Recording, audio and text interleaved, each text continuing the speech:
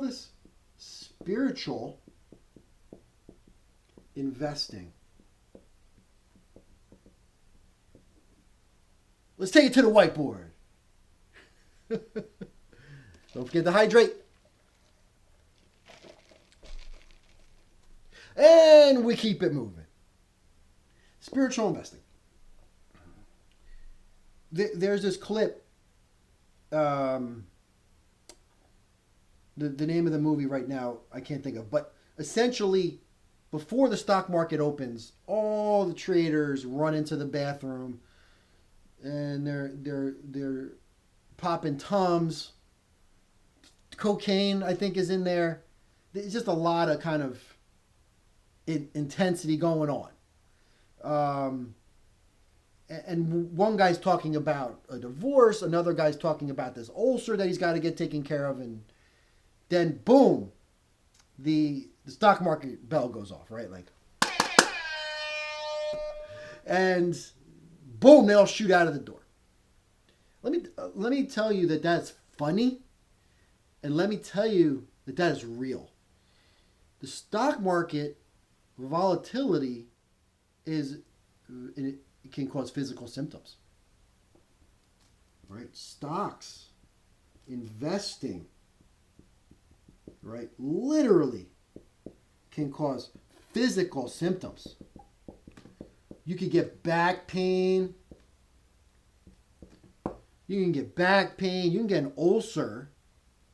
And the reason why this occurs, because this goes back, it's primal.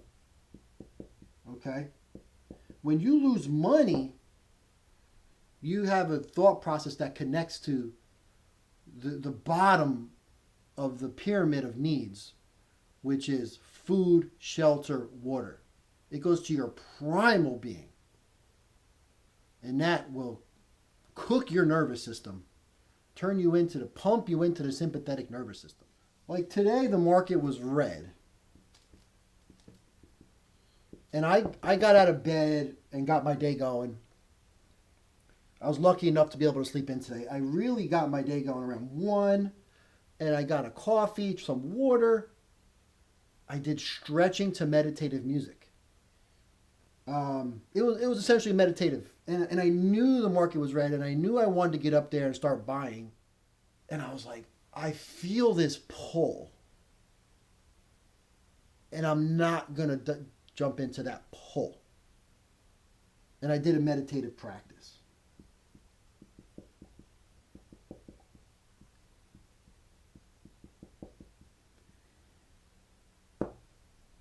It was great. It was great. It was great. It was a 20-minute practice of stretching, listening to spiritual music, and trying to be present. That's it. Trying to get out of thoughts and into the body. Feeling the stretches. I've had times where I was so into investing and I got further away. Just think of it like a scale. In the investing world, and then my spiritual connection and presence is down, down, down. And the physical symptoms are starting, and then that makes it worse, and it gets harder and harder. So you bring it back into balance, and, bring it back into balance. You're going to enjoy investing so much more. And something behind investing is those primal needs. And when you can be spiritual and present and remove that attachment to the market volatility, to what's your money doing, you're confronting your primal needs. And you're kind of saying, like, it's okay. I'm going to be okay. I'll figure it out. I'm okay. It's okay. So it's a great practice. And I love connecting spirituality and investing. There's another step to this when you get into spirituality and investing, which is to not invest. Because when your money goes up, then other people's money generally will go down. It's kind of like that. And it's kind of like having money as an attachment in and of itself. And that's something that I battle with and try to reconcile. But I want to share the experience of meditating any spiritual practice and how it applies to investing. And if you do spiritual practice daily or 3 or 4 times a week, it just softens everything. These market drops, they just doesn't feel the same. You're not rocking at a 10 and your thought process is dizzying and blurry vision and you can't think straight. And you're using spirituality. Spirituality is always going to be the number one priority, the number one goal. And having that, when you're in the investment world and you have something that's more important to you, it just brings all of the tensions down. And I just want to say that in my experience, as I very much so enjoy investing when I connect it with spirituality. And I want to help people because, man, it hurts. Man, does it hurt. I'm the Peloton guy. I have a couple of buddies that I text, and I'm saying, Peloton, man, I love my Peloton. I'm buying that. It was at like 130, and I'm like, oh, I'm backing off. It hit 100. I'm like, guys, it's a fire sale. It went to 90. I'm texting them. They're like, you're an idiot. And I'm buying Peloton. I've been there. And my spiritual practice helped me. My spiritual practice got me through that. And Celsius, I made it. I have my 2 famous YouTube videos that nobody watched, thank God. But I feel that I messed up so bad. It's part of why I want to make videos now, because I have learned a lot, and it takes those failures. It takes pressure to make a diamond. Not that I'm a diamond, but I've learned. And I was telling people that I thought Celsius and BlockFi are amazing. Buy them, because you can put your Bitcoin on there and you get free Bitcoin via interest. And Celsius, I pretty much lost everything, and BlockFi was a disaster. Luckily, I got a lot out of BlockFi, and Bitcoin is up from those times. 60, 50, you buy 60, 50, 40 grand. Bitcoin was there when that was where it was at when they were crashing, and that whole thing got disrupted. But they crashed hard, and I lost a lot, and thankfully my spirituality was there. But I want to talk about meditation.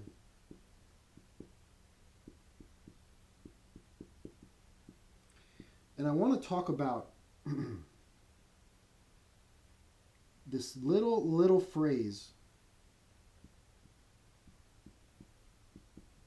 I'll think about it.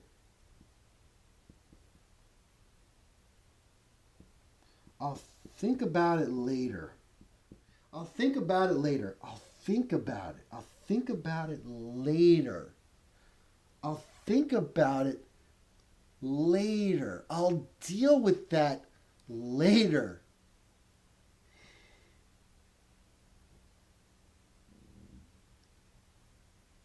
It's so simple. So simple. And I don't want to get too crazy. I feel like it's the key, it's like the key to enlightenment. It's the key, it's like an early key to enlightenment, maybe, but I'll think about it later. I'll think about it later. I'm going to give you a form of meditation that's been working for me lately. Put on some music, and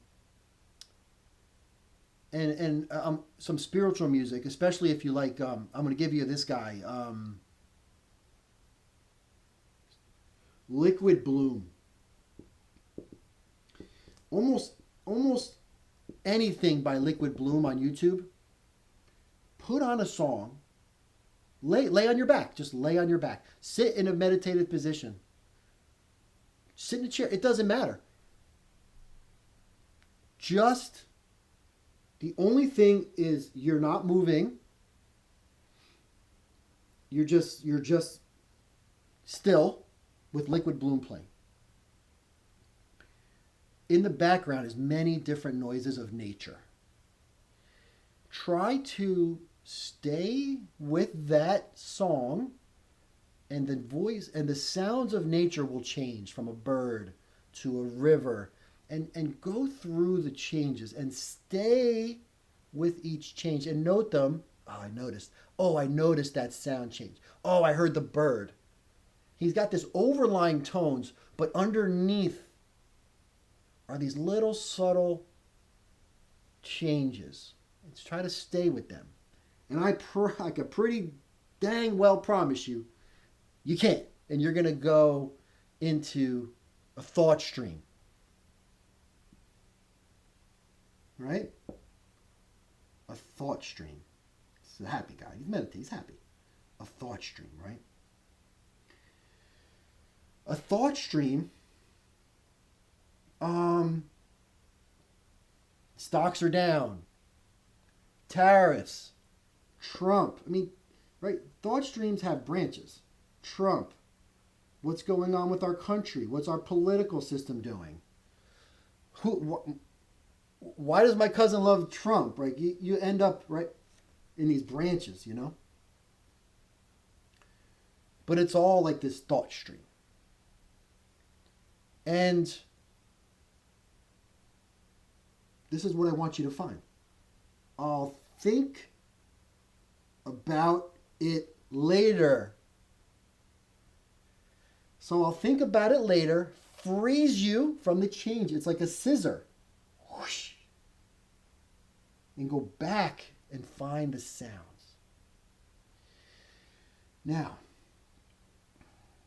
I want to talk about the wheel.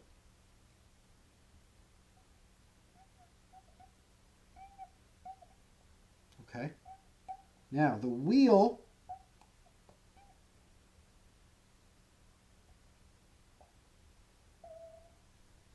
is turning.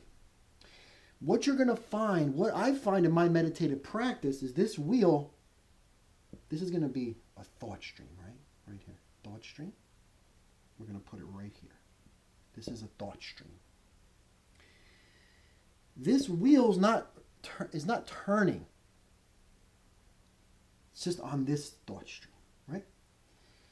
But when you cut this, I'll think about that later. I'll think about that later. Cut. Back. Hearing the sounds changing. What happens is this wheel turns. This wheel turns. So sometimes it's really a stuck wheel and you haven't meditated for a long time and it's hard, this wheel comes right back. If the wheel comes back, it's the same one, it hasn't turned. The wheel hasn't turned. So you're back. And now you're like, God, I'm just going back to the same thought. This is present. This is so difficult. This thought is... Guess what you got now? You got another thought stream. Now you got two thought streams going. I'll think about that later. Whoosh, whoosh. Back into the sounds. One of these times, just keep on doing it. 5 times, 6 times. At some point, this wheel's going to turn. And I want to find out what's here.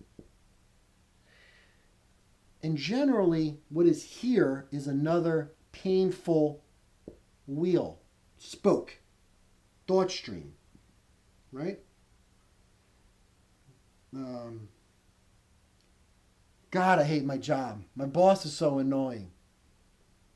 Why is this unfair? Who created this? Right? Okay? Sometimes now, you're hopping.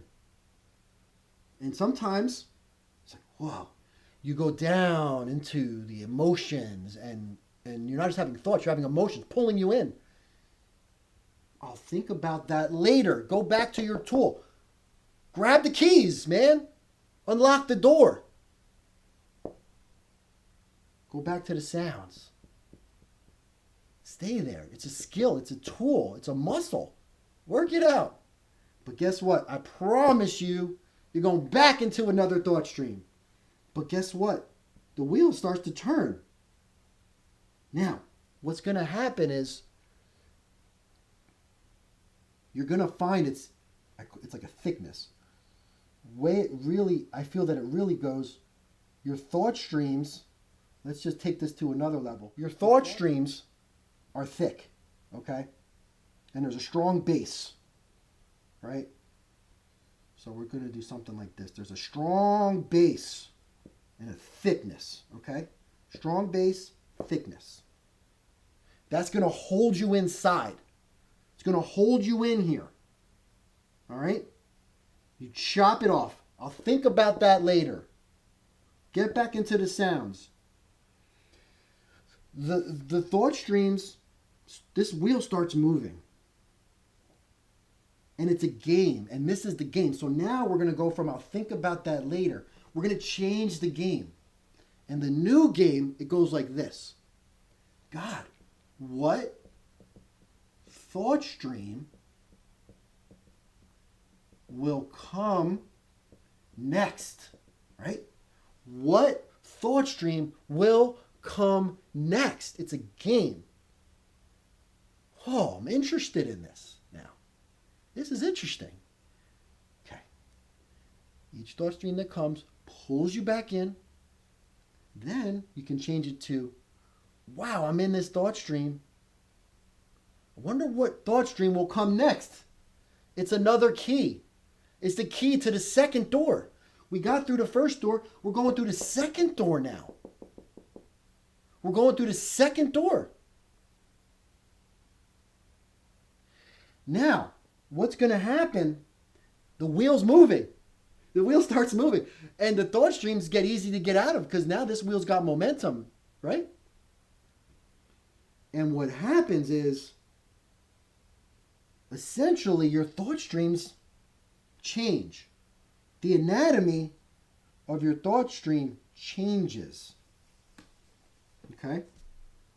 We have thought streams like this with a thick base, right? And a thick trunk, thick branches. But now the wheel's moving, and what happens is it thins out. Thins out. Okay? Everything starts to thin out. You're going to get pulled in and you go back to, I'll think about that later. Maybe you go in and you go, oh, I got a job interview tomorrow. I totally forgot. You know what? How am I going to plan this job interview? I got to get up. I got to write this down. I got to I got to get my outfit ready. I'll think about that later. I'll think about that later. Now, this thing is crazy. These spokes get going. And what happens is the third phase will come. The third phase is nice, right? Just write this down. I'll think about that later. Right? That's game number one. That's the first game. Number two is interest. What thoughts will come next? And what's happening is you're kind of admitting you're not creating these thoughts. They're just being presented to you. You can pick which ones to go into, and you can pick to leave them. We know what happens on phase 3. It's crazy. Random memories. You know you're in phase 3 when a random memory that you have not thought of for a long time comes in. Woo! Wow. And what do? Now, you have this blade that you are cutting these thoughts down. You're cutting thought streams. And you're coming back to liquid bloom. Right? This has been like 4 minutes, 4 or 5 minutes. The song is 7 minutes long, but it's been 4 or 5 minutes. Like an eternity has occurred here. It feels like random memories. You're in phase 3, right? Use, God, what memory will come next? God, what thought will come next? God, what memory will come next? Okay? As now you're cutting memories. Whoosh, whoosh, right? Phase 4. Phase 4. All right? Sleep. You're going to nod off. You're going to nod off. Okay?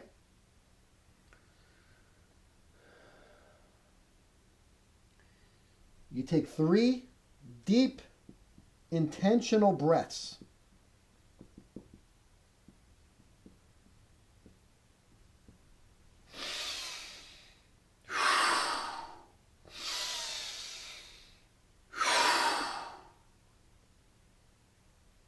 Okay? We're going to stop here.